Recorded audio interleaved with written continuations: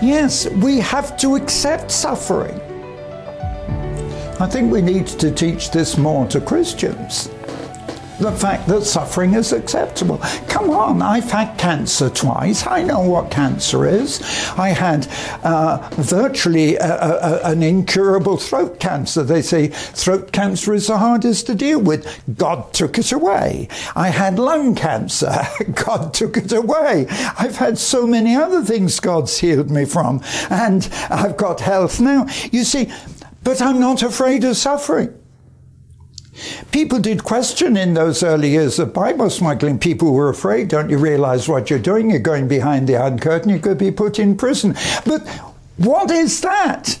Jesus got put in a prison. So if I go in a prison, I'm only sharing his suffering. And so this is what Paul is emphasizing, that the fellowship of his suffering, and when fellowship, it means identifying yourself with his suffering, even to his death. And in verse 11, he sums up by saying, if by any means I might attain unto the resurrection from the dead. So the whole of his goal, the whole of his ambition, through the whole of his life, is to be part of that same resurrection that Jesus had.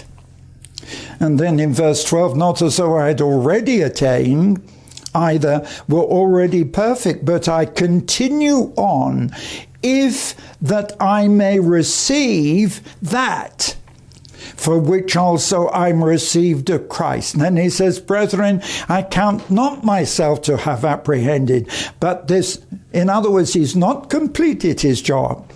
But this one thing I do, forgetting those things which are behind, and reaching forth unto those things which are before. And if there is one verse that I'm going to major on as we come out of the lockdown and as I get back into work for the Lord, I'm going to not look at what God has done in the past. Oh yes, it's wonderful. The testimony is wonderful, and the testimonies coming out of my life are phenomenal. The revivals that I've seen, the hundreds of thousands that have come to Christ, the hundreds of thousands of miracles. I was just looking at a report at a stage when it was recorded we'd seen the first 4,000 miracles. I think we recorded up to about 10,000 and then we lost track of them. But the fact is this, that I don't look back at that and say that's my life. I'm counting all those things but loss. Now, everything in the past loss. I'm only looking at the future. I'm only seeing what God is still going to do, and he's going to do it. He's going to do it. He's going to do more. I'm going to see more than I've ever seen before. I believe my life doesn't start until now. That what God is going to do in my life and in my ministry is something you can't even comprehend. So I'm forgetting those things which are behind, and I'm already by faith reaching out to the things in front. And you know, church and Christian, I'm going to have to tell you, and I'll be warning you, that when we come out of the lockdown from this pandemic, from this COVID-19, everything will be changed. I'm going to be talking about it. You need to listen to me because I'm going to talk very strongly on this. Everything will change. Nothing is going to be the same. Whether it's the way we live, what's happening, even church, because one of our leading bishops in England, who is a real evangelical, a born-again man, even questions whether the Church of England has a future. And they're recognizing the fact that they have to change. They will have to survive. They will have to change. And look, I'm saying, don't expect your church, your own life to be the same.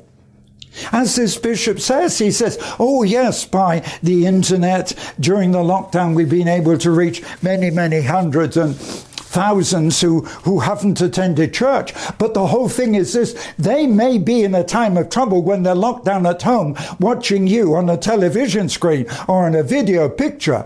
That does not make them a Christian. It doesn't mean they'll come to your church.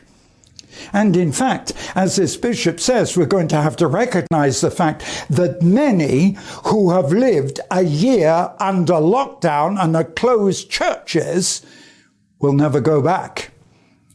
We're going to have to face reality that there is going to be massive change. And we have got to not look on the future negatively, but we have got to look on the future as an opportunity. And what I'm seeing and what I'm believing and what I'm praying into, I'm seeing the future as far more glorious than the past, only if we take advantage of what God can do. We've got to change our thinking. We've got to, I've had to do it more than once in my life. You've got to go back to the beginning. You've got to rethink everything until we can take advantage. And he goes on to say, he says, forgetting those things which are behind, reaching out to those things which God has got for us in front. I press toward the mark of the prize of the high calling of God in Christ Jesus. That's what we've got to do. Look forward. And he says in verse 15, let us therefore, as many as possible, be like-minded. And if in any way you don't agree, he says here, if you don't agree, he says in verse 15, then God will reveal it to you. But let's walk by the same rule. Let's be minded by the same things. Be followers together with Christ. That's the challenge. Followers of Christ, moving on in victory and power. And I'll be telling you more about this later.